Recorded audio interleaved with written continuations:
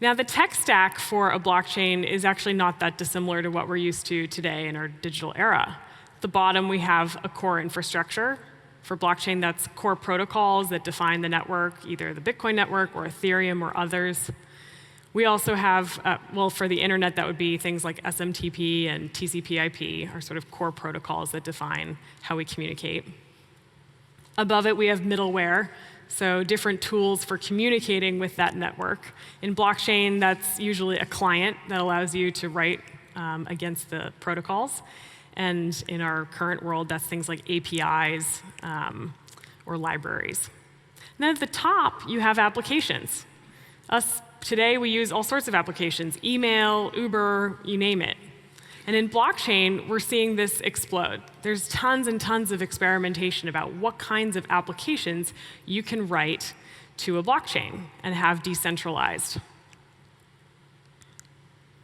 Now, the core innovation of these applications for blockchain is that they actually rely on smart contracts.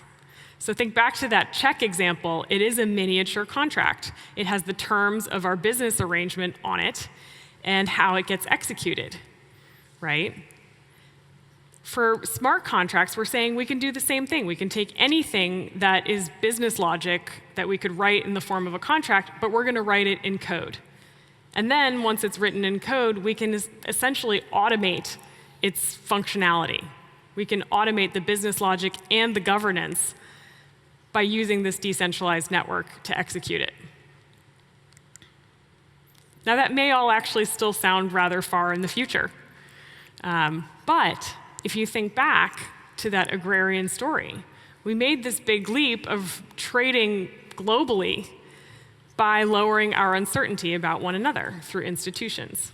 And then we did it again when we went more digital. We expanded the realm of our trade into really much further ways, even further markets. Now we're doing that again. We're just innovating yet again and taking out some of the middlemen that would have played those trust arbiter roles. I want to go one level deeper, though, which is beyond the trade between sort of a buyer and a seller.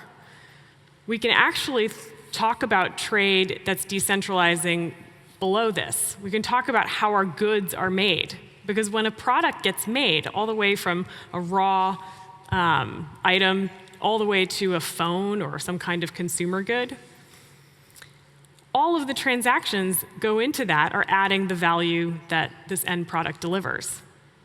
So people often forget this, but when we talk about decentralizing trade, we can actually talk about decentralizing all the supply chains we have. And everything has a supply chain. So we're moving into a world where how we design, make, and deliver our products is also going to decentralize. Now, don't get me wrong, supply chains are actually innovating in many ways, not just with blockchain technology. We have at the top sort of intelligence that's working its way into our supply chains. They're getting much smarter. We're using smart algorithms, machine learning, different parts of AI to make better decisions or to do forecasting in new ways of demand. We're also using the Internet of Things. We're connecting devices and sensors across so many parts of our manufacturing and our production, our logistics and transportation, so that we know all of this data about an object as it moves around the world. But this bottom layer, we actually have been missing. This bottom layer is maintaining network state, which may sound a little strange, but you can think of it as basically a shared reality. We have all of this stuff moving around the world and people transacting off of it, right? But we don't have a way to connect all of that information and make those transfers together. We don't have a lot of trust because all of our data is siloed in different database structures. And this is what blockchain is trying to solve in many ways. It gives us a shared reality upon which even non-trusting actors can do business together because it's automating our business.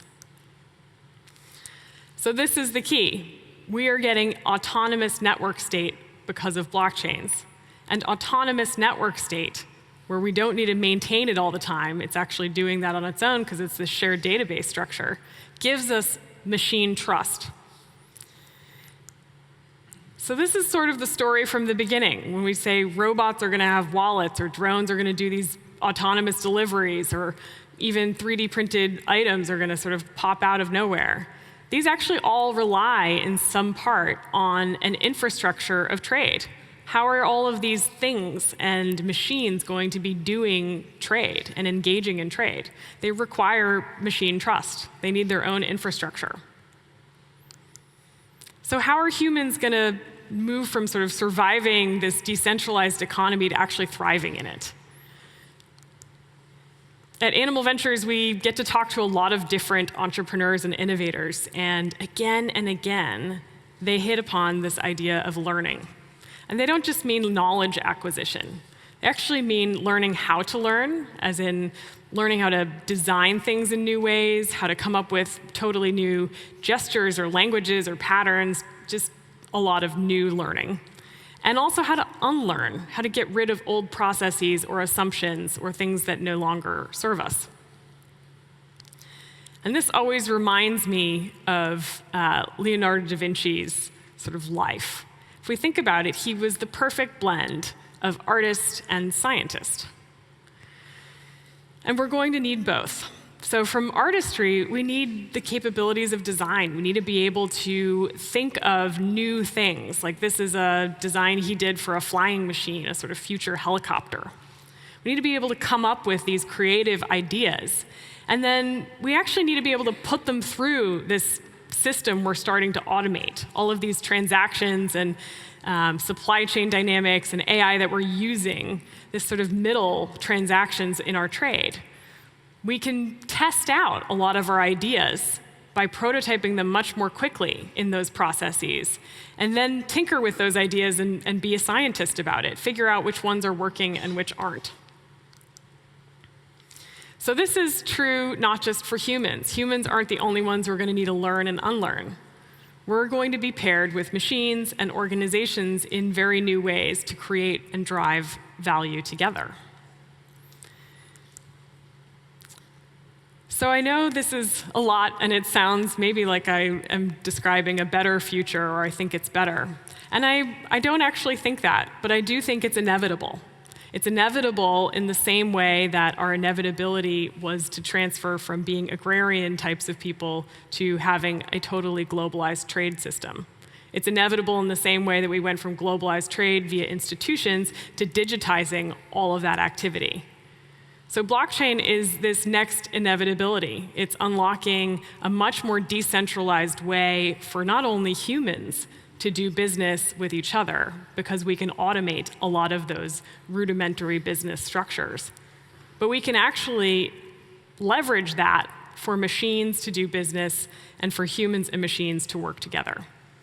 So I hope you'll think about how you're going to be an artist, scientist in this future decentralized economy. Thank you so much.